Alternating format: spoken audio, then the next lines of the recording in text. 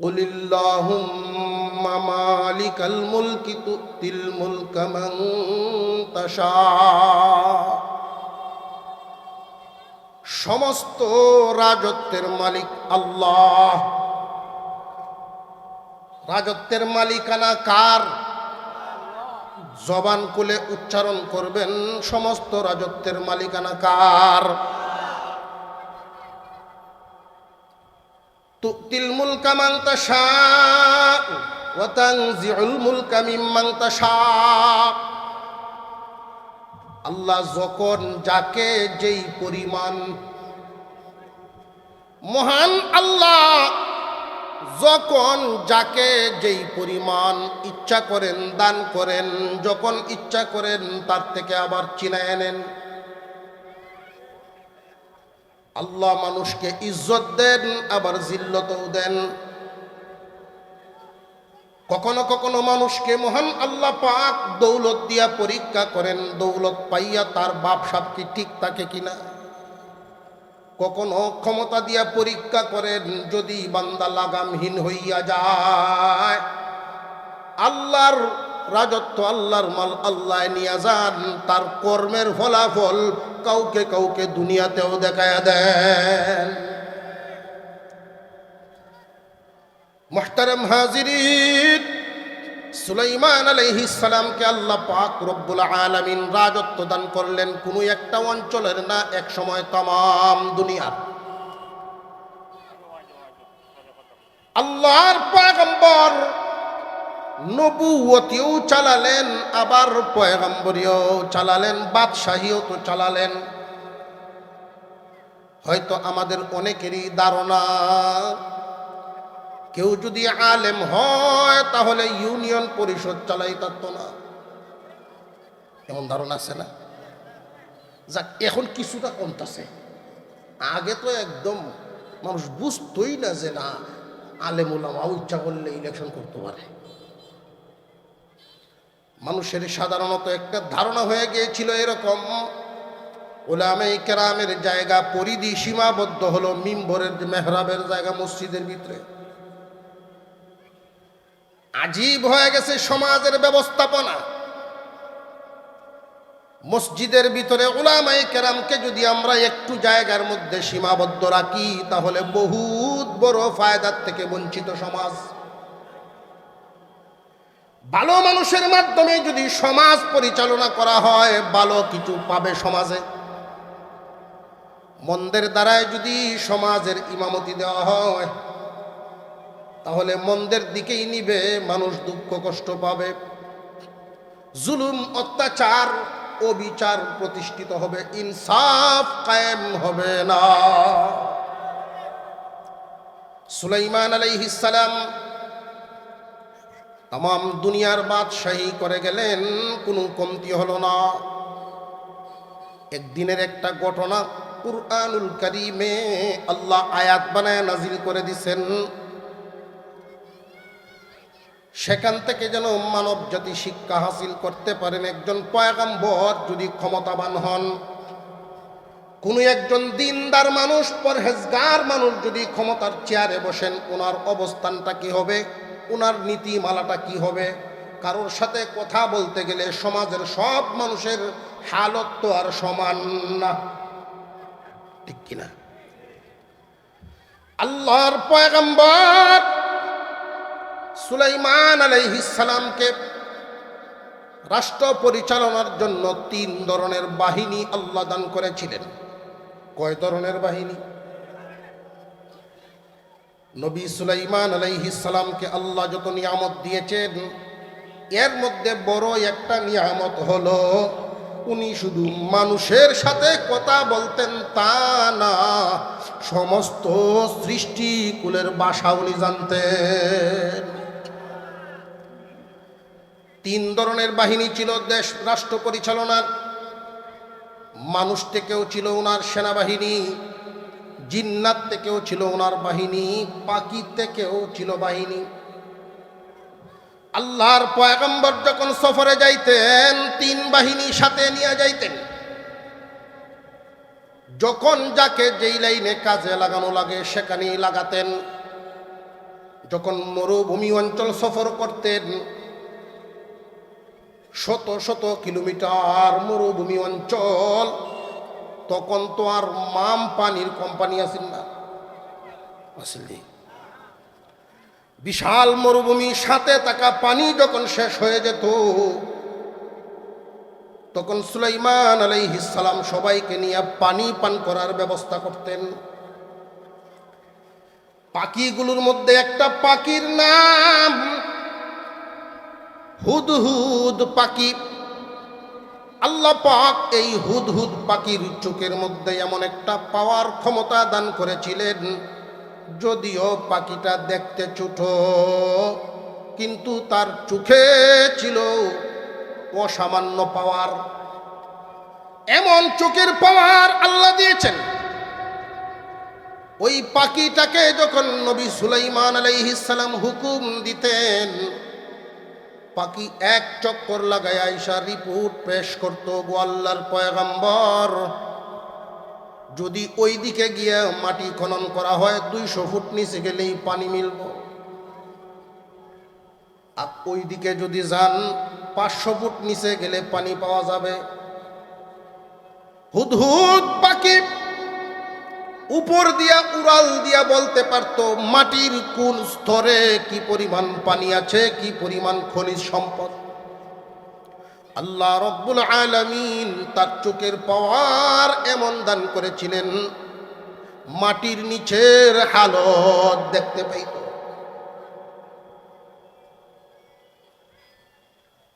এখানে একটা বিষয় বুঝার আছে, এই হুদহুদ পাখিও কিন্তু মাঝে মাঝে শিকারীর জালে বন্দী হয়। বহু শিকারী শিকার করে, এই পাখি আবার খাইতে পারে হুদহুদ পাখি। প্রশ্ন জাগে, হুদহুদের চোখে যদি এতই পাওয়ার থাকে, শিকারীর জালে বন্দী হয় কেমন করে? প্রশ্ন জাগে নি, না জাগে না? ওই যে আগের কথা মনে আছে নি, রাজত্বের মালিককে? আপনি আমার যা কিছু আছে না আছে সব কিছু দিয়েছেন কে? আল্লাহ পাক রব্বুল আলামিন মানুষকে পরীক্ষা করেন 7 ভাবে। এর মধ্যে মহান আল্লাহ দিয়া পরীক্ষা করেন 2 ভাবে, নিয়া পরীক্ষা করেন 5 ভাবে। দেওয়ার মধ্যে 2টা, একটা হলো দৌলত দিয়া পরীক্ষা করেন, আবার ক্ষমতা দিয়েও পরীক্ষা করেন। এগুলো পাওয়ার পর যদি মানুষ নিজের গতি নিজেই ভুলে যায়, মানুষ অমানুষ হয়ে যায়। আল্লাহ পাক এই ঘটনা বর্ণনা করে হুদহুদ পাখির হালত বুঝায় দিলেন, বান্দারে খেয়াল করো, যার চোখে আমি এত শক্তি দিলাম, যখন সে লাইন ক্রস করে, সীমানা ক্রস করে ফেলে, এই পাখি যখন তার মধ্যে অহংকার এবং গর্ব ভরে উড়াল দেয়, স্পিড বাড়ায় দেয়, তখন চোখে আমি ঝাপসা বাসায় দেই, তার চোখে আর দেখে না। সামনে তাকা জালে বন্দি হয়, চোখের পাওয়ার আমি দেই, আবার আমি ওই নেই। বহুদিনের ইজ্জত সম্মান ক্ষমতা আল্লাহ যদি চান, মানুষের সামনে এমন এক কথা জবান দিয়ে বেরোইব, এক কথায় সারা জীবনের কামাই মাটি। এক কথার কারণে শেয়ার যায়, এমন ঘটনা আছে না নাই? হুদহুদ পাখিটার থেকে শিক্ষা গ্রহণ করা। সুলাইমান আলাইহিস সালাম ওই পাখিরে হুকুম দিতেন। একদিনের সফরের হালত মহান আল্লাহ আয়াতের মধ্যে তুলে ধরেন। আল্লাহ বলেন, ওয়াতাফাক্কাদাত তায়রা ফাকালা মা লিয়া লা আরাল হুদহুদ। ওয়াতাফাক্কাদাত তায়রা ফাকালা মা লিয়া লা আরাল হুদহুদ আম কানা মিনাল গায়িবিন।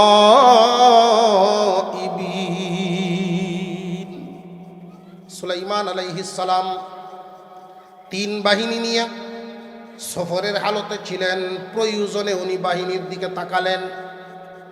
সর্বপ্রথম 3 বাহিনীর মধ্যে নজর দিলেন পাখি বাহিনীর দিকে। এখান থেকে ক্ষমতাবান দায়িত্বশীল লোকদের শিক্ষা আছে। তিন বাহিনীর মধ্যে সবল শক্তিশালী কোন বাহিনী? জিন, মানুষ আর পাখি। তিন বাহিনীর মধ্যে শক্তির দিক যদি আমরা দেখি, খেয়াল করি, দুর্বল হয় পাখি বাহিনী। উনি খেয়াল করলেন বড়দের দিকে, শক্তির দিকে না দুর্বলের দিকে? আল্লাহর পয়গম্বরের একটা উসুল ছিল, নবীজি শিখাইছেন, বাজার থেকে মজাও যদি আনো ছোটটারে আগে দিও।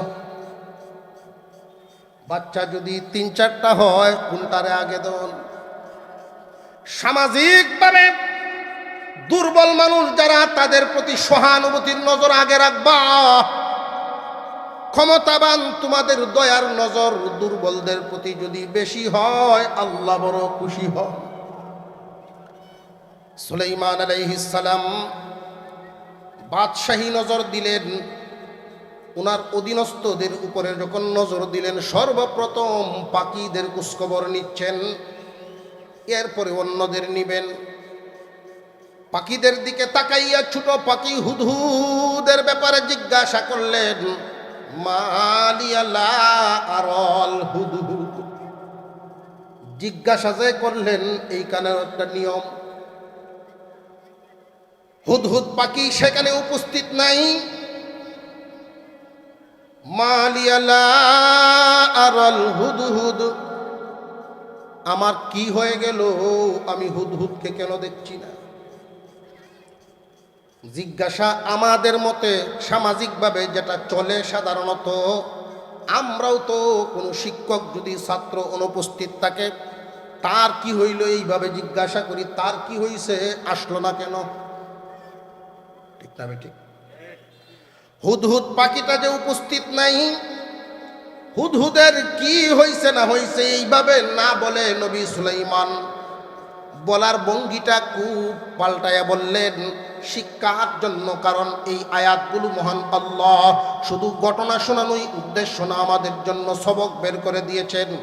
মহান আল্লাহ পাক বুঝাইলেন, একজন কর্তা দায়িত্বশীল হোক পরিবারের হোক না প্রতিষ্ঠানের, যদি তার অধীনস্থ থাকে, অধীনস্থদের সাথে কোন ধরনের আচরণ, তাদের কোনো ত্রুটি দেখলে পরে কিভাবে এটার সমাধান করতে হয়, কোন লাইনে আগাইতে হয়, ওই শিক্ষাটা মহান আল্লাহ ঘটনা বলে আমাদের বুঝাইয়া দিলেন।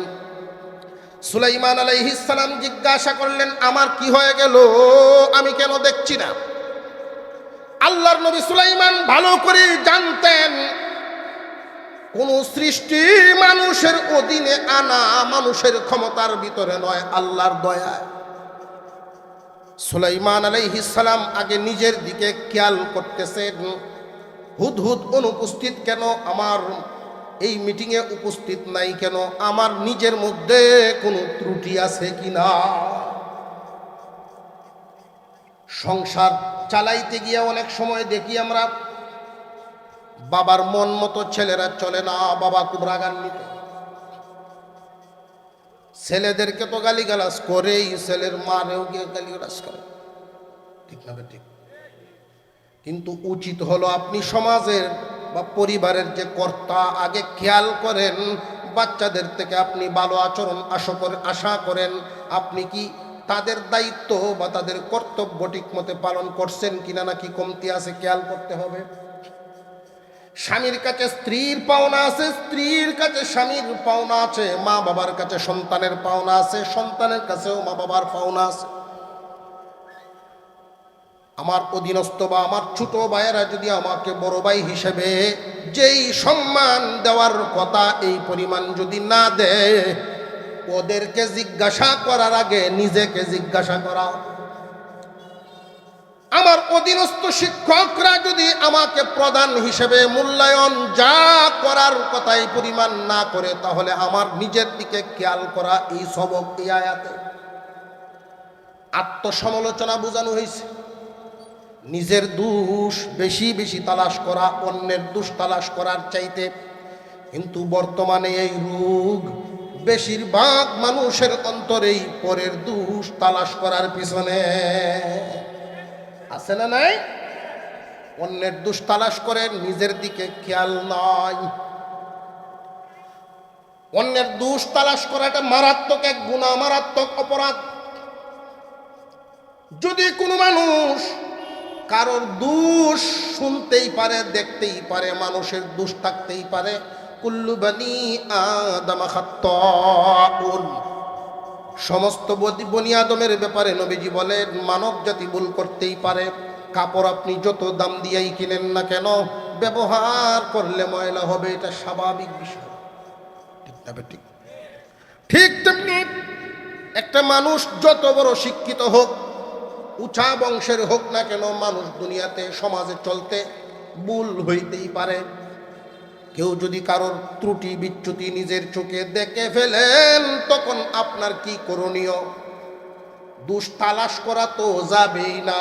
যদি দেখে ফেলেন দোষ বা জেনে ফেলেন, তাহলে আপনার আমার দায়িত্ব হলো পোশাক সেজে ডেকে রাখা।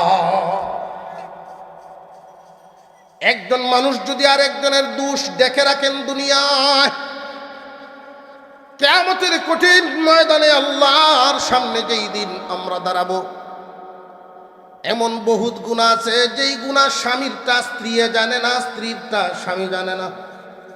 দূরেরটা বাদ দিলাম, স্বামী স্ত্রীর গুনাহ পর্যন্ত একজন আরেকজনেরটা জানে না। এমন গোপনীয় বিষয়ও আছে না নাই ব্যক্তিগত? কিন্তু আল্লাহর জানা আছে না নাই? আল্লাহ পাক রব্বুল আলামিন আমার আপনার সব গোপন বস্তু যদি গোপন বিষয় সমাজে জানায় দিতেন, যেই পরিমাণ ইজ্জত সালাম রাস্তাঘাটে এখন মানুষ দেয়, এই পরিমাণ দিত নি। আমি আপনার আসল রূপ আল্লাহ রব্বুল আলামিন, উনার এক সিফতির নাম সাত্তার। সাত্তার নামক চাদর দিয়া ডাইকা রাখছেন। কোনো মানুষ যদি দুনিয়াতে একজন আরেকজনের দোষ এইভাবে ডাইকা রাখে, কিয়ামতের কঠিন ময়দানে মহান আল্লাহ পুরস্কার হিসাবে তার গোপন গুনাহ গোপনে মাফ করে দিবেন। এই যে মারাত্মক এক দোষ, অন্যের দিকে অন্যের দোষ তালাশ করা আগে না নিজেরটা তালাশ করা? মহান আল্লাহ যে আমাদের সৃষ্টি করেছেন, খেয়াল করেন, সৃষ্টির দিকে খেয়াল করেন। আমরা যে আঙুল ব্যবহার করি, অন্যের দোষ তালাশ করতে গিয়ে যখন আঙুলটা তুলি, একটা আঙুল অন্যের দিকে দিলাম, বাকি তিনটা কিন্তু আপনার দিকে ফিরে আসে। দেখছেন নি? মুহতারাম হাজিরিন, আত্মসমালোচনা করা, আপনি যদি আপনার পাওনা ঠিকমতো আদায় করেন, বিবি স্বামী হিসাবে আদায় করবে, সন্তানরা বাবা হিসাবে আদায় করবে, ছোট ভাইয়েরা বড় ভাই হিসাবে ঠিকই মূল্যায়ন করবে। সমাজের মধ্যে খুব খেয়াল করে দেখবেন, বর্তমান সমাজে বেশিরভাগই পারিবারিক গোরমিল মিল মোহব্বত কমে গেছে। আর এর পিছনে যতটা দায়ী, এটা হলো একে অপরের পাওনা আদায় করে না। বড় ভাই সব সময় ছোটদের প্রতি দয়াশীল মায়াশীল হয়, সৃষ্টিগতভাবে এটা আল্লাহর পক্ষ থেকে দেওয়া দয়া মায়াটা। দেখবেন কোনো পরিবারে যদি 3 বছরের এক বাচ্চা থাকে, 9 বছরের আর একটা 10 বছরের যদি এরকম থাকে, বড়টা ছোটটায় বড়টারে মারে, হয় না এমন? আর বড়টায় তার আম্মারে ডাকে, আইলা না গো আম্মা, আইলা না, আমারে মারিলে না, যে তুই একটা দে। এখন আসে, আমি দিলে তো কানবই। সৃষ্টিগতভাবেই বড়টার অন্তরে দয়া মায়া দেওয়া। পানিতে যদি নামতে হইতো ছোট কালে দেখতাম ছোট ভাইটারে কাঁধে লইয়া লাইছে বড়টা। শীত লাগবার ক্ষেত্রে বড়টার গায়ের জামা খুলে ছোটটারে পরায়া দেয়। কিন্তু কালক্রমে সময়ের পরিবর্তন যখন হয়ে যায়, বড় ভাই আর ছোট ভাইয়ের মধ্যে এতটাই দেয়াল তৈরি হয়, এক ভাইয়ের ছেলে মেয়ের বিয়ে শাদিতে আরেক ভাইয়ের দাওয়াত পর্যন্ত দেয় না। এই এত বড় দেয়াল কেন হইল? দেয়ালটা কিন্তু খুব মজবুত না, শয়তানের দুকাটা কি? এক ভাই আরেক ভাইয়ের পাওনা আদায়, আচার আচরণের যেই পাওনা দাওনা, এখানে গন্ডগোল। ছোট ভাইয়ের কাছে বড় ভাইয়ের কামাই খাওয়ার আশা না, আশা হলো সম্মান মর্যাদা। কখনো যদি বড় ভাইয়ের সাথে ছোটটায় বেয়াদবি করে ফেলে, এই আঘাত সহ্য করতে পারে না। আত্মসম্মানে যদি লাগে কখনো, মনে বড় আঘাত পায়। আর এই আঘাত অর্থ দিলে শেষ হবে না, যদি ডাক দেয় ওই ডাকেই শেষ হয়ে যায়। সুলাইমান আলাইহিস সালাম নিজের সমালোচনা করতেছেন, আগে খেয়াল করতেছেন মহান আল্লাহ যে আমার নিয়ামত দিলেন, সমস্ত সৃষ্টি আমাকে মানে, হুদহুদ কেন নাই, কেন দেখছি না, আমার কোনো কমতি আছে কিনা। আর যদি তার কারণেই অনুপস্থিত থেকে থাকে, সে আসুক। লা উআযিবান্নাহু আযাবান শাদীদা আও লা আযবাহান্নাহু আও লা ইয়াতিয়ান্নি বিসুলতানিন মুবিন। সে উপস্থিত হোক, কারণ দর্শাইতে হবে। অনুপস্থিত যে ছিল, এটা কি তার গুণ না দোষ? কথা বুঝতেছেন? অনুপস্থিত হওয়াটা তার জন্য অপরাধ, তাই বলে আসলেই তার উপর নির্যাতন বা শাসন প্রয়োগ চলবে না। কেউ বিচার দিল কারোর ব্যাপারে, সে আসলেই কি বিচার শুরু করে দেওয়া? সুলাইমান আলাইহিস সালাম উসুল বর্ণনা করতেছেন, উপযুক্ত কারণ যদি দর্শাইতে না পারে তাহলে তাকে শাস্তি দিব, আর উপযুক্ত কারণ যদি দর্শায় তাহলে কি শাস্তি দেওয়া যায় জীবনী? যদি আপনার অধীনস্থরা কোনো অনিয়ম করে, কারণ জিজ্ঞাসা করা। হাওড় থেকে বা চাকরির থেকে ডিউটি করে আপনি বাসায় গেলেন, খিদায় মাথা ঘুরতেছে, গিয়া যদি দেখেন রান্না এখনো হয় না, শুয়ে রয়েছে, বিছানার দেখেই যদি আপনার মাথা গরম হয়ে যায় যে না ফিডা এলো কতক্ষণ, তাহলে কি ইনসাফ না জুলুম?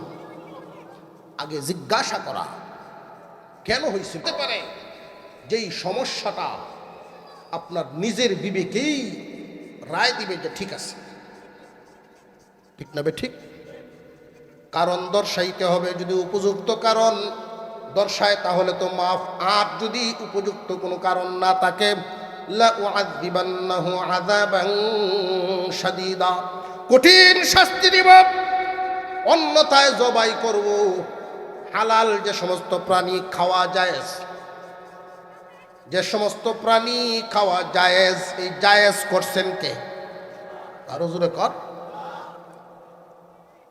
কিছু প্রাণী আমাদের জন্য জায়েজ, জবাই করা যায়, প্রয়োজনে জবাই করে খাওয়া, এটা কোনো গুনাহ না, আল্লাহ হালাল করে দিয়েছেন। এই জন্য এটা কেউ ভাববেন না যে আমি জুলুম করতেছি, রক্ত জড়াইতেছে। আল্লাহ সৃষ্টি করেছেন, তিনি হালাল করে দিয়েছেন। সমুদ্রে তিমি মাছকে প্রতিদিন আল্লাহ তাআলা টনের টন মাছ খাদ্য খাওয়াচ্ছে। একটা বাঘ প্রতিদিন 10 থেকে 15 কেজি মাংস খায়। আল্লাহর সৃষ্টির নিয়ম।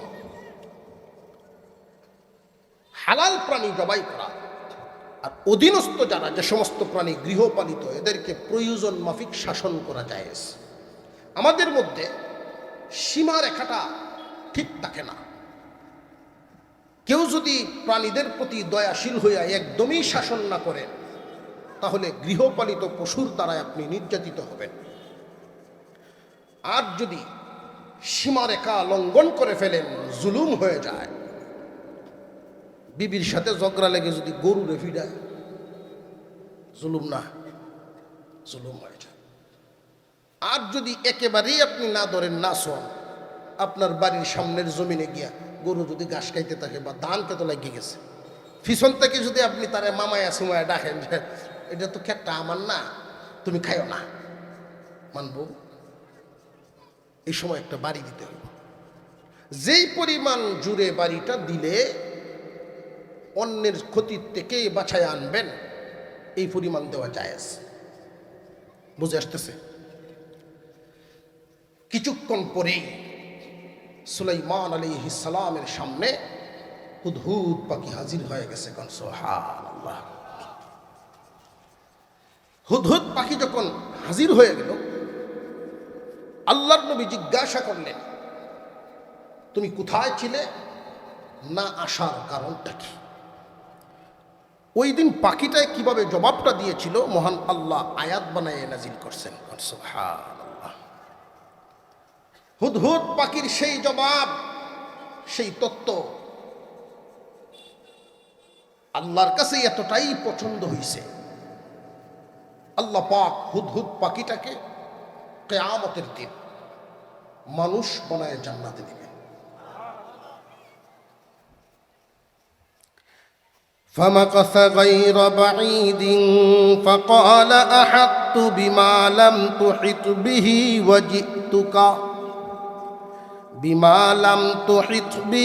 وجئتك من سبأ بنبأ يقين إني وجدت امرأة تملكهم وأوتيت من كل شيء ولها عرش عظيم।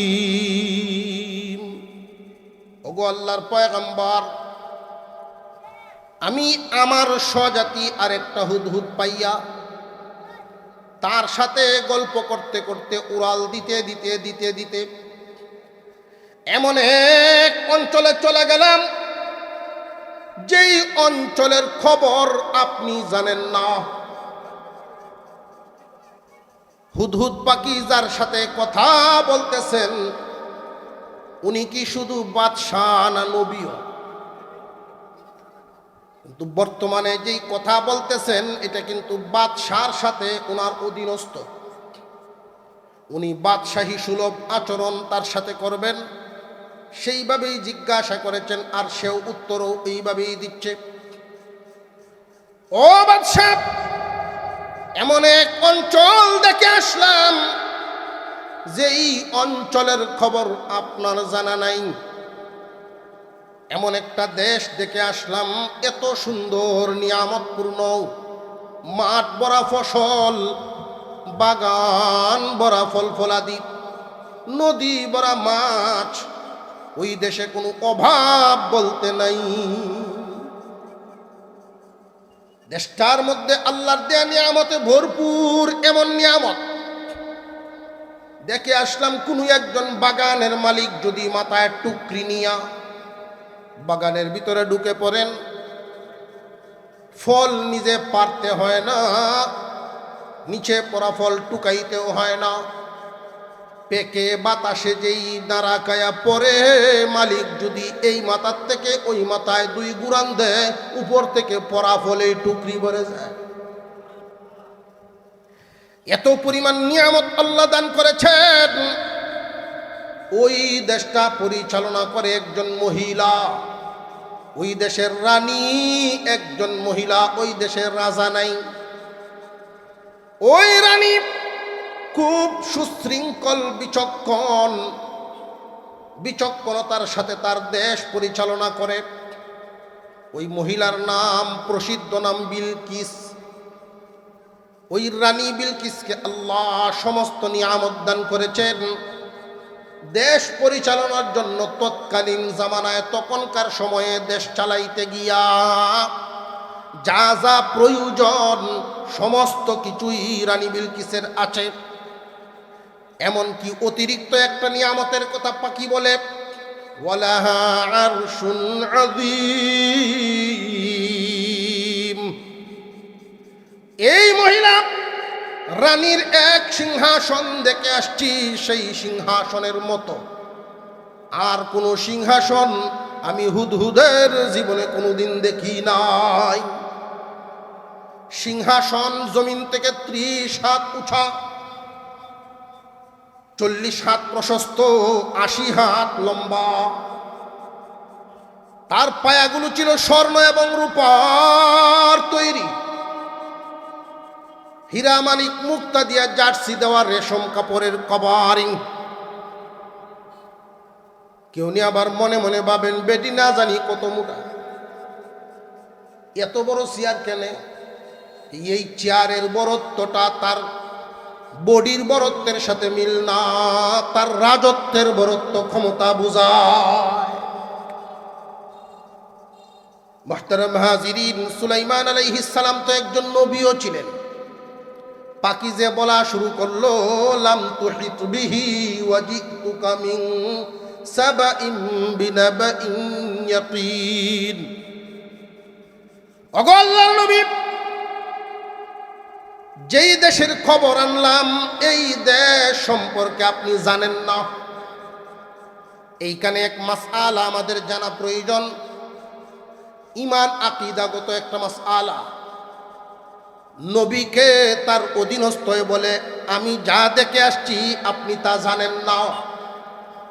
অনেক মানুষের ধ্যান ধারণা হয়ে যায়, ওলি বুজুর্গ এমনকি নবী রাসূল সম্পর্কে তাদের ধারণা হয়ে যায় আল্লাহ যা জানেন তারাও তা জানে। মহান আল্লাহ পাক রব্বুল আলামিন সৃষ্টিকে যা জানান সৃষ্টি তা জানে, আর আল্লাহ যা জানান না কেউই তা জানে না। এটা সহিহ আকীদা। মুহতারাম হাজিরিন, আল্লাহ পাক রব্বুল আলামিন সুলাইমান আলাইহিস সালামকে যে রাজত্ব দিয়েছেন তামাম দুনিয়ার বাদশাহী, হয়তো প্রশ্ন আসতে পারে তাহলে কি এটা দুনিয়ার বাহিরে ছিল নাকি উনি জানেন না? সুলাইমান আলাইহিস সালামকে যে আল্লাহ দুনিয়ার বাদশাহী দিলেন একসাথে দেন নাই, পর্যায়ক্রমে 10টা 20টা 30টা রাষ্ট্রের আয়তন, এইভাবে পর্যায়ক্রমে যাইতে যাইতে এক সময় তামাম দুনিয়ার রাজত্ব এসে যায়। ওই সময় সেই অঞ্চলের নাম সাবা, দেশটার নাম সাবা নামক দেশ। কওমে সাবা ওই জাতি বড় উন্নত জাতি, বিশাল নিয়ামতের ভান্ডার আল্লাহ এদেরকে দান করেছেন। এবার পাখিটায় তার গুণ, সেই দেশের গুণাবলী বর্ণনা করে আক্কেফের সাথে এখন বর্ণনা শুরু করে দিল। ইন্নী ওয়াজাদতু ইমরাআতান তামলিকুহুম ওয়া উতিয়াত মিন কুল্লি শাইইন ওয়া লাহা আরশুন আযীম। ওয়াজাদতুহা ওয়া কওমাহা ইয়াসজুদুনা লিশ-শামসি মিন দুনিল্লাহ وزين لهم الشيطان أعمالهم فصدهم عن السبيل فهم لا يهتدون। ওগো আল্লাহর নবী, এত সুন্দর নিয়ামতের দেশ, সব আল্লাহর দেওয়া, কিন্তু এই দেশের মানুষ তো আল্লাহ চিনে না, ওরা আল্লাহর গোলামি করে না।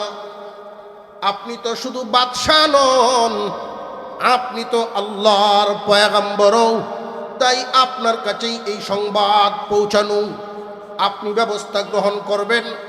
এত কিছু যে আল্লাহ দিলেন, কিন্তু আল্লাহর পরিবর্তে ওরা সূর্যের পূজা করে।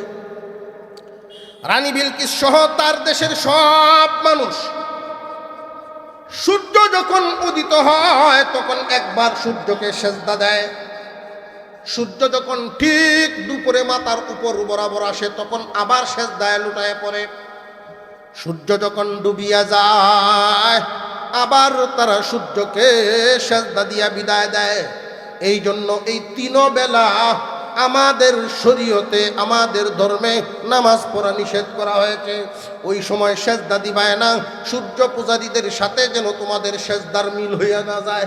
ওক্তে যদি মিল হইয়া যায়, যদিও তোমার অন্তরে নাই, চিত্র সিনারি তো দেখা যায় সময় মতো হইতেছে। খুব সাবধান। ওই জাতি আল্লাহর পরিবর্তে যে সূর্যের পূজা করে, শয়তানে এদের অন্তরে সূর্য পূজাটাকে এমনভাবে বসাইছে, তারা চিন্তা ভাবনা করে দেখছে, গবেষণা করে দেখেছে, সূর্য হলো সমস্ত সৃষ্টির মধ্যে সবচাইতে শক্তিশালী। ঠিক না বেঠিক? সমস্ত সৃষ্টি জগৎ নিয়ে গবেষণা করে সূর্যকে যখন শক্তিশালী তারা পাইল, শেষ পর্যন্ত এই সূর্যকেই তারা ক্ষুধা মানা শুরু করল। কিন্তু সূর্য ক্ষুধা হইতে পারে না। কোরআনে আল্লাহ পাক আর একজনের চিন্তা ভাবনা তুলে ধরেছেন। সূর্য নিয়েই চিন্তা করেছিল, সৃষ্টি নিয়ে চিন্তা করেছিলেন ইব্রাহিম আলাইহিস সালাম। উনি এক এক দিন এক একটা ভাবতেন, আমার ক্ষুধাকে আমার কে বানাইলো। এক পর্যায়ে এসে সূর্যকেই শক্তিশালী মনে হলো। হঠাৎ সন্ধ্যাবেলায় যখন সূর্য ডুবে যায়, উনার অন্তরে জাগ্রত হলো, না, সূর্য আমার ক্ষুধা হতে পারে না। সূর্য তো নিজেই ডুবে গেল, আমারে দেখবো কেমনে? আমার তো সৃষ্টিকর্তা এমনই একজন হবে যারে আমি দেখি না, কিন্তু আমারে হামেশা উনি দেখেন। মুহতারাম হাজিরিন, সুলাইমান আলাইহিস সালাম হুদহুদ পাখির জবানে এই কথাগুলো যখন শুনলেন, শুনেই সিদ্ধান্ত গ্রহণ করলেন, যদি সত্য হয়ে থাকে এদেরকে দাওয়াত দেওয়া আমার উপর জরুর। আর তুমি যে আমার যেই তত্ত্বটা এনে দিলা, অনুপস্থিত যে রইলা, এতে কোনো অপরাধ? উপযুক্ত কারণেই তো, বিশেষ কারণেই তুমি আসো নাই। তবে তোমাকে আমি এখন পরীক্ষা করব। আমি আমার দায়িত্ব পালন করব, তোমারও পরীক্ষা করব। দায়িত্ব পালন কি? যেই সংবাদ জানাইছো ওই জাতিকে আমি দাওয়াত দেওয়া দায়িত্ব। আর তোমাকে আমি পরীক্ষা করব, আসলেই কি ঘটনা সত্য কিনা সত্য না। সুলাইমান আলাইহিস সালাম একখান চিঠি লিখলেন রানী বিলকিস বরাবর। সূর্য পূজা পাপ। সূর্য কোনোদিন আমাদের প্রভু হতে পারে না, সৃষ্টিকর্তা হইতে পারে না। দুনিয়ার চক্ষু দিয়া স্রষ্টা দেখা যায় না। দুনিয়ার চোখ দিয়া কি দেখা যায় না? স্রষ্টা দেখা যায় না। নিজের আত্মা কোন দিক দিয়ে আসা যাওয়া করে, এটা কেউ কোনোদিন দেখছে? আপনারা একটু হ্যাঁ না কিছু কইয়েন। আত্মা কি কেউ দেখছেনি? আত্মাই দেখি নাই। তুমি তোমার নিজেকেই দেখো না। আয়না ছাড়া নিজের চোখগুলোই নিজের দেখা যায় না। যে চোখে নিজের দুই চোখ দেখো না, কেমনে দেখিবে তারে? এই দেহের আত্মা আসা যাওয়া দেখিতে কেউ কি পারে? জান্নাতে যখন যাব আল্লাহকে দেখব। আল্লাহ আমাদের সেই হালত, আল্লাহ আমাদের তাকদীর নসিব করেন, বলুন আমিন। জান্নাত হিসেবে কবুল করুন, আল্লাহুম্মা আমিন। মুহতারাম হাজির, চিঠি লেখা হয়ে গেল। হুদহুদ পাখির হাতে চিঠি দিলেন, যাও চিঠিটা নিয়ে দিবা, আচার আচরণ তোমার ঠিক রাখবা। কিসের আচার আচরণ? মানুষের জীবনে চলাফেরার ক্ষেত্রেও সামাজিক কিছু শিষ্টাচারিতা আছে। কাউকে আল্লাহ তাআলা দুনিয়ার বড় বানান, কাউকে আল্লাহ দিনের বড় বানান। কেউ দুনিয়ার বড়, কেউ দিনের বড়। দিনদার যারা হবেন তাদেরও উচিত দুনিয়ার বড়দেরকে তাদের হালতে মূল্যায়ন করা। আর দুনিয়ার বড় যারা হবে তারার জন্য খেয়াল থাকে দিনের বড়দেরকে সেই জায়গা মতো রাইখে তাদের সম্মান করা। সুলাইমান আলাইহিস সালাম হুদহুদ পাখির হাতে চিঠি দিলেন। নাও, যদিও একজন মহিলা, রাষ্ট্রের তো প্রধান, এই রানীর কাছেই চিঠি পৌঁছাইবা। সাবধান, নবী সুলাইমানের দরবার থেকে যে তুমি যাচ্ছ এমন কোনো বাপ যেন তোমার ব্যবহারে না থাকে। কথা বুঝেন নাই? কেউ যদি এমপি হয় দেখবেন এমপির সাথে যারা ঘুরে এরা মন্ত্রীর পাওয়ার লয়ে ঘুরে। বুঝে আসছে না? সুলাইমান আলাইহিস সালাম বুঝাইয়া দিলেন সাবধান,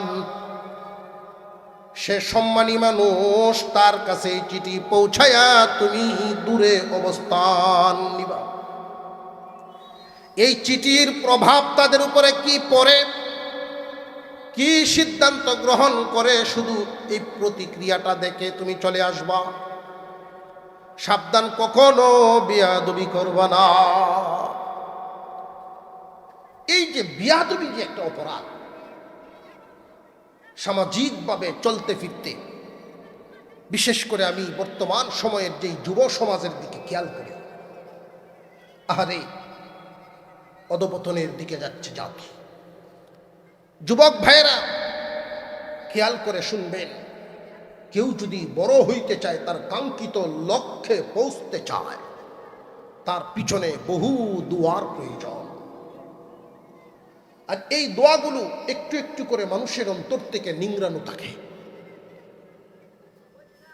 ডিগ্রি পাশ করলো 10 জন, একটা চাকরির জন্য দরখাস্ত করলো, একজনের চাকরি হলো, বাকি 9 জনের হয় নাই। সার্টিফিকেটের দুর্বলতা যে না না, মূলে খুঁজে পাবেন যার হইল, তার পিছনে বড়দের, উস্তাদদের, পীর মুরব্বী, মা বাবা, এদের দোয়া আছে। আচার আচরণ এমন এক দৌলত। মুহতারাম হাজিরিন,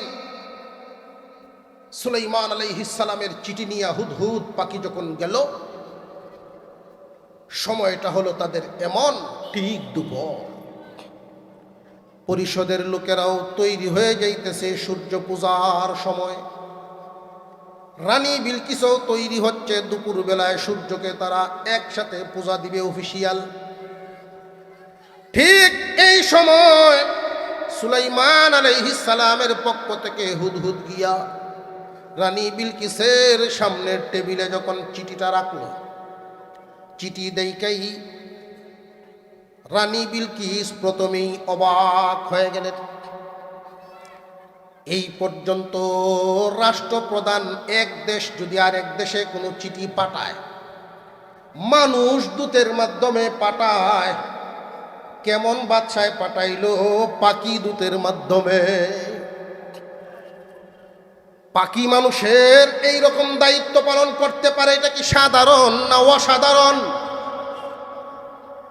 রানী বিলকিসের ঠিকই বুঝে আসছে, যারে প্রাণীরাই মানে অবশ্যই সাধারণ কোনো মানুষ না। মুহতারাম হাজিরিন, চিঠি যখন পড়লো, চিঠিটা পড়ার পরে রানী বিলকিস কি জবাব দিয়েছিলেন, মহান আল্লাহর কাছে এতটাই ভালো লাগছে, আল্লাহ খুশি হইয়া আয়াত বানায় তো নাজিল করলেন, রানী বিলকিসকে হাদিয়া দিলেন। আল্লাহর পক্ষ থেকে রানী বিলকিসকে পুরস্কার দান করে দিলেন, আমার নবীর দেওয়া চিঠিকে তুমি যেই মূল্যায়ন করেছো, আমি আল্লাহ খুশি হইয়া তোমারে ঈমান নামক হাদিয়া দিলাম। একজন আর একজনের যদি দাওয়াত দেয় কোনো আমলের, এই দাওয়াতটা এমন ভাবে যেন গ্রহণ করে, দাওয়াতকারীর সাথে এমন আচরণ করে উনি যেন খুশি হন। যদি দাওয়াত দেওয়ার কারণে উল্টা আচরণ করে, তাহলে মহান আল্লাহ বড় নারাজ হন। ভাই নামাজটা পড়ুন কয় না একজন। এই ক্ষেত্রে আমাদের কি করণীয়? ভাই দাড়িটা রাখেন, যাচ্ছে হাইতো বা হইতেছে, এমন ভাবে আপনি আচরণটা বা জবাবটা দিবেন, আপনার কমতিটা যদি একজনে ধরে দেয়, আপনার ভুলটা যদি একজনে ধরে দেয়, তাহলে নিজেকে ভুলের ঊর্ধ্বে মনে না করে, ছোট মনে করে তার সাথে আচরণটা করবেন এমন ভাবে উনি যেন খুশি হন, তো আল্লাহ খুশি হবেন। আর যদি আপনার আত্মসম্মানে লাগে, সলিমুদ্দিন হুদ কলিমুদ্দিন আমার দাঁড়িয়ে কথা কয়, আমি কেডাহের বাপ হয়ে চিনি, এতে কিতা চিনব? দাওয়াত দিছে নামাজের, উল্টা আরো তোর ব্যবসা চালার নামাজ পড়া বেটা যা। বোঝা গেল রাগ হয়েছে না আরো। মুসা আলাইহিস সালাম যখন ফেরাউনকে দাওয়াত দিল, ফেরাউন রাগ দেখাইল, কত বড় সাহস আমারে দাওয়াত দেয়। বুঝে আসতেছে? মুহতারাম হাজিরিন, সুলাইমান আলাইহিস সালামের দাওয়াত চিঠির মাধ্যমে পাইলেন, তাও সরাসরি না। ওই চিঠি রানী বিলকিস পাইয়া উনি ওনার পরিষদকে উদ্দেশ্য করে যেই কথা বলেছিলেন, ওই কথাটাকেও মহান আল্লাহ আয়াত বানায় নাজিল করেন। ক্বালাত ইয়া আইয়ুহাল মালা, ইয়া আইয়ুহাল মালাউ ইন্নী উলকিয়া ইলাইয়া কিতাবুন কারীম। হে আমার পরিষদ, এই মুহূর্তে আমার সামনে এক সম্মানিত মর্যাদাবান চিঠি হাজির হয়ে গেছে। এই চিঠিটাকে সাধারণ চিঠির মধ্যে তালিকায় নেন নাই, সামিল করেন নাই, অসাধারণ হিসাবে রাখছেন। সম্মানী চিঠি আসছে আমার পরিষদ, তোমরা মনোযোগ দিয়ে শোনো। সম্মানী বলার যত কারণ, এর মধ্যে এক নাম্বার কারণ, স্বাভাবিক রাষ্ট্রদূতদের মতো করে চিঠি পাঠান নাই, অস্বাভাবিকভাবে পাঠানো হয়েছে। 2 নাম্বার কারণ ছিল লেখার পদ্ধতি। দুনিয়ার জমিনে যত দরখাস্ত আমরা দেখি অফিসিয়ালি, বর্তমানে যেই সিস্টেম চালু আছে, হয়তো লন্ডনের ব্রিটিশ সিস্টেম, নইলে আমেরিকান সিস্টেম। ইসলামী সিস্টেম হলো নিবেদক যিনি পাঠান ওনার নাম থাকবে আগে, কিন্তু আমাদের দেশের দরখাস্ত লেখার নিয়ম হইল পাঠান যিনি ওনার নাম থাকে নিচে। এটা ইসলামী নিয়ম না। ইসলামী নিয়ম হলো কার পক্ষ থেকে আসছে নামটা থাকবে আগে। কারণটা কি? কারণ হলো যেই ব্যক্তিটা আপনারা চিঠিটা দিবেন তার নাম যদি আগেই পড়া হয়, তাহলে চিঠির ওজন ব্যক্তির সাথে মিলে যায়। চিঠিটা কার পক্ষ থেকে আসছে ওইটা যদি আগে দেখেন, তাহলে সেই অনুযায়ী মূল্যায়ন হবে। মেম্বারের পক্ষ থেকে চিঠি আসছে, মেম্বারের যেই পরিমাণ ওজন, চিঠিটারও সেই পরিমাণ ওজন। চেয়ারম্যানের পক্ষ থেকে যদি আসে, তার মূল্য যেই পরিমাণ, চিঠির মূল্যও সেই পরিমাণ। ঠিক না বেঠিক? চিঠির লেখার ধরন হলো সম্মানী বলার 2 নাম্বার কারণ। 3 নাম্বার কারণ হলো নবী সুলাইমান আলাইহিস সালাম সূর্য পূজা অপরাধ নবীওয়ালা দাওয়াতের মাধ্যমে চিঠির ভিতরে বুঝাইয়া দিলেন। এক আল্লাহর উপর ঈমান আনার দাওয়াত দিলেন। 4 নাম্বার কারণ হলো আয়াতের শেষে উনি বললেন, চিঠির শেষে, আল্লাহ তাআলু আলাইয়া ওয়াতুনি মুসলিমিন। হে রানী, সাবধান, আমার বিরুদ্ধে অবস্থান নেওয়ার মতো দুঃসাহস করবা না। আমার বিরুদ্ধে বিরুদ্ধাচরণ করার মতো দুঃসাহস না করে আত্মসমর্পণ করো। আত্মসমর্পণ বলতে আমরা এখানে যারা আছি সবাই কিন্তু আত্মসমর্পণকারী। আমরা সবাই যে মুসলিম এই পরিচয় দেইনি না, দেই না? আমরা সবাই আত্মসমর্পণকারী। আল মুসলিম, মুসলিম শব্দের অর্থই আত্মসমর্পণকারী। আমার নিজের কোনো মতামত নাই, সব ইসলামের মত। মুসলিম শব্দের অর্থ কি? আমরা তো মনে করি ইসলাম অর্থ শান্তি, ইসলাম অর্থ শান্তি, যে না, এই শব্দটা ভুল ব্যাখ্যা শেখানো হয়েছে। ইসলাম শব্দের অর্থ হলো আত্মসমর্পণ। ইসলাম যদি গ্রহণ করো, আগে নিজের আত্মমর্যাদা সব থইয়া আইসা ইসলাম গ্রহণ করো। আল ইসলাম গর্দান নিহাদান, ঘাড় নোয়া দাও। তোমার মতামত চলবে না, ইসলামের মত চলবে। সুলাইমান আলাইহিস সালাম রানী বিলকিসকে আত্মসমর্পণের কথা বললেন, তার বিরুদ্ধে দাঁড়ানোর মতো দুঃসাহস করবা না। এটা 4 নাম্বার কারণ সম্মানী হওয়ার। কোনো রাজা বাদশাহ এইভাবে বলার সাহস আরেকজন বাদশাকে করবে না সাধারণত। কিন্তু উনি যে বললেন, শুধু বাদশাহী সুলভেই দাওয়াত দেন নাই, উনি নবীওয়ালা দাওয়াত দিয়েছেন। রানী বিলকিস বুঝে ফেলেছেন, এমনি তিনি সম্মান দেন নাই। যদিও নিজের বুঝ এসে গেছে, কিন্তু পরিষদ, এই রাষ্ট্র যদিও পরিচালনা করেন উনি রানী, কিন্তু কোনো সিদ্ধান্ত নিতে গেলে, বিশেষ করে ধর্মীয় ব্যাপার, সূর্য পূজা করে তারা 1000 বছরের ঐতিহ্য, বহুদিন জাতির পর জাতি, জাতির পর জাতি সূর্য পূজা করে আসছে। হঠাৎ যদি এই বিষয় পরিবর্তন করতে হয়, দাঙ্গা হাঙ্গামার সম্ভাবনা আছে না নাই? মানুষের অনুভূতিতে আঘাত করে, মানুষের ইমেজে আঘাত করে, এমন বিষয় যদি কোনো নেতায় সিদ্ধান্ত নিতে হয়, বুঝে শুনে নিবেন, নইলে লাভের চাইতে ক্ষতি বেশি। মুহতারাম হাজিরিন, তাই রানী বিলকিস কোনো সিদ্ধান্ত দেন নাই। ওই রানী তার পরিষদকে উদ্দেশ্য করে এবার চিঠি পরে তাদের শুনাইয়া উনি বলা শুরু করে দিলেন। قالت يا أيها الملأ يا أيها الملأ أفتوني في أمري। হে আমার পরিষদ, এই মুহূর্তে আমি কি করতে পারি, এই ব্যাপারে কি সিদ্ধান্তে যেতে পারি, আমার একটা পরামর্শ তোমরা দাও। তার দেশের যেই সেনাবাহিনী ছিল, এতটাই শক্তিশালী সেনাবাহিনী,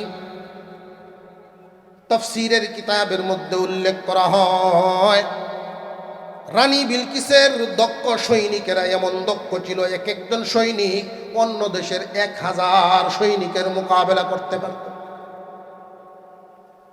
এইরকম অফিসারের সংখ্যাই ছিল বহু তার দেশে। শক্তি কি কম না? অনেক অনেক শক্তিশালী দেশ। যেই মাত্র মতামত চাইলেন, পরিষদ ইমানের হুকুম দিয়ে বানবা, বাঘ হরিণ একসাথে দাঁড়ায় থাকবে,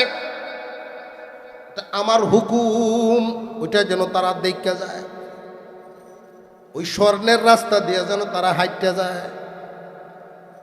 বাঘ ভাল্লুক ওই প্রাণীরা যে 2 কিনারে দাঁড় করায় রাখবা, এদের নিচে পাটাতন বানাইবা, স্বর্ণের ইট দিয়া পাটাতন সেনাই বলে দেয় বইতে। আমি নবীর কাছে যে এই স্বর্ণের কোনো দাম নাই, দুনিয়াবির কোনো দামই নাই, আমি মূল্যায়ন করি ঈমান। কারোর যদি ইমানে গন্ডগোল, ইমান যদি না থাকে, তার 4 আনার দাম নাই। যাররা পরিমাণ ইমান নিয়েও যদি একজন মানুষ দুনিয়া ছাড়ে, আল্লাহ তাকে 10 দুনিয়ার সমান জান্নাত দিবেন। তাহলে ইমানের দাম কি কম না বেশি? আমি দাওয়াত দিছি ইমানের, আর আমার লাগিন ফাটাইছে স্বর্ণ, তে দেখে যাও। গফি বেটা ফারাত আডে গপসপ করে, এক বাড়ির সামনে গিয়া জিগায়, এই বাড়িওয়ালা বাড়ির ছোট এক বাচ্চা আইছে, 8-10 বছরের ভোলাবান। দেখবেন এমন কিছু ভোলাবান আছে বয়স 10, এটা 20-এর সমান বুঝে, এমন আছে না? দাদা আব্বা তো বাড়িতে নাই, কি দরকারে আসছিলেন বলেন?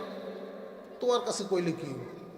ওই যে তোমাদের বাড়ির সামনে পুরান এক গাছ, বহু বছরের, এই গাছটা আমার দরকার আছে, শেষ বয়সে হাতের এই লাঠিটা বদলাইতাম। ছোট বাচ্চায় বুঝছে যে গফি মানুষ তো, এত বড় গাছ দেয়া, পুরান গাছ দেয়া হাতের লাঠি বদলাইতে হয়েছে। আব্বা এই গাছ দিত না দাদা কেউ রে, বিশেষ এক নিয়ত করে রাখছে, আব্বা এক কাম করবো এটাতে। কি কাম? আব্বা কি লাইলবে নাইব। বুড়া যে দৌড় লইল, কার দ্বারা কি দেখাইতে হয়েছি রে। এই বাহিনী যখন আইসা পৌঁছলো, দৃশ্যটা শুধু দেখছে, কোনো পিঞ্জিরা নাই, কোনো শিকল নাই, রশি নাই, বাঘ দাঁড়ায় রয়েছে, চোখ শুধু ঘুরায়, মেহমান দিককে চোখ ঘুরায়, মেহমান দিককে চোখ ঘুরায়, আর একজনের দিয়ে খালি আওয়াজে। তো যারা পথ প্রদর্শক তারা বলতেছেন ভয় পাবেন না, আমাদের যেই বাদশাহ উনি শুধু বাদশাহ নন, আল্লাহর নবীও। যে সমস্ত প্রাণীরা এখানে দাঁড়িয়েছে, বাদশাহীর শিকলে ওরা আবদ্ধ হওয়ার না, ওরা আল্লাহর হুকুমেই দাঁড়াইছে। প্রাণী জগৎ মানুষকে মূল্যায়ন করবে, মানুষ যদি মানুষ হয় ফেরেশতার চেয়েও দামি হয়। আপনাদের হবিগঞ্জ জেলায় একজন বুজুর্গ আলেম ছিলেন, উনি বাঘের কাঁধে ধরে কানও ধরে, বাঘরে কানও ধরে চড়াইছেন, এমন ব্যক্তি ছিলেন। প্রাণীরা মানুষ চিনে, প্রাণীরা ফেরেশতা চিনে, এমনকি কবরের আযাব কোন জায়গায় কি হচ্ছে প্রাণী জগৎ বুঝতে পারে। বৃষ্টি কখন হবে আবহাওয়াবিদরা জানবার আগে প্রাণীরা জানে। মুহতারাম হাজিরিন, তারা আসলো এই হালত দেখিয়া, এরা যে মালপত্র আনছি, একজন আর একজনের জিগায় ক স্বর্ণের রাস্তা, ওনারে স্বর্ণের এই লাঠি কি দিতাম, কি আনলাম আমরা। আর একজনে কয় ব্যাগের ভিতরে যে ইটগুলো আনছি, শেয়ারবানাদের ইটটি ভালায় দেয়, মেইন গেটও ঢুকবার সময় যদি চেক করা হয় আর ইট পায়, মনে হয় কিন্তু চুরি ফেলেছি। এইভাবে তারা যখন উঠল, আপ্যায়নের শেষে নবী সুলাইমান আলাইহিস সালাম বললেন যে তোমরা স্বর্ণের উপঢৌকন নিয়ে আসছো, তোমাদের দেশ উন্নত নাজ নিয়ামতে ভরা, তোমাদের যদি এমন ধারণা হয় এগুলোর প্রতি আমার লোভ আছে, তোমাদেরকে বিষয়টা বোঝানোর জন্যই আমার এই দৃশ্য তৈরি করা। আল্লাহওয়ালাদের নজরে বিলাসিতার প্রতি কোনো লোভ থাকে না। তো আল্লাহওয়ালারা অনেক সময় বিলাসিতা করেন কেন? জাতিকে বোঝানোর জন্য যে করাটাও জায়েজ আছে। রশিদ আহমদ গঙ্গোহী রহমতুল্লাহি আলাইহি, উনি যে পাঞ্জাবির কাপড়টা পরতেন, উনি যেই কাপড়টা দিয়ে পাঞ্জাবি বানাতেন, তখনকার সময়ে ওনার আশেপাশের জমিদাররা যেই কাপড় পরতো এর চেয়ে 15 টাকা গজে বেশি গঙ্গোহী রহমতুল্লাহ আলাইহি পরতেন। কেমন শান! ওনার সময়েরই আরেকজন বুজুর্গ, দেওবন্দ মাদ্রাসার প্রতিষ্ঠাতা আল্লামা কাসিম নানুতুবি রহমতুল্লাহি আলাইহি, উনি তালি দিয়ে ফেলতেন, মাঝে মাঝে কাপড় তালি দিতেন। তালিও বেতালা তালি। বেতালা তালি বলতে সাদা কাপড়ে যদি সবুজ রঙের টুকরাতে তালি দেয়, বেতালা না। তো একই মজলিসে দুজন হাজির, মানুষের ভিতরে কানা বসা শুরু হয়েছে যে একজন দেখো শানওয়ালা, আর একজন কত সাদা মাঠা, উনি আল্লাহওয়ালা বেশি, উনি বুজুর্গি ওনার বেশি। এই কথাটা উনি শুনে ফেলছেন। উনি মানুষের সামনে দাঁড়ায়া বললেন, ও জাতি শোনো, বুজুর্গি পাঞ্জাবির কাপড় দিয়া মাপবা না। আমি যদি ওনার গায়ের জামাটা পরিধান করি, সাথে সাথে আমার ভিতরে একটা অহংকার এসে যাবে, আমি ওজনই বহন করতে পারবো না, এই জন্য আমি পরি না। আর এর চাইতে হাজারো মূল্যের দামি কাপড় যদি দেওয়া হয়, তবুও তার অন্তরে কোনো কিবির অহংকার ঢুকবে না। এই জন্য আল্লাহওয়ালারা দুনিয়ার চাকচিক্যের সাথে আখেরাতের হিসাব মিলায় না। তারা আসার সময় ভদ্রতার সাথে আইসি, আস্তে ধীরে যাওনের সময় 2 কাইক আইটিয়া 4 কাইক দৌড়িয়া এইভাবে ভোটছে গিয়ে কবর জানাইছে, উপায় নাই। উনিও তো আগের থেকেই অনুমান করা আছে, সাথে সাথে ওনার দলবল নিয়া আত্মসমর্পণের জন্য তৈরি হয়ে রওনা দিয়ে দিলেন, আসলেন। শেষ পর্যন্ত রানী বিলকিস ঈমান গ্রহণ করেছেন।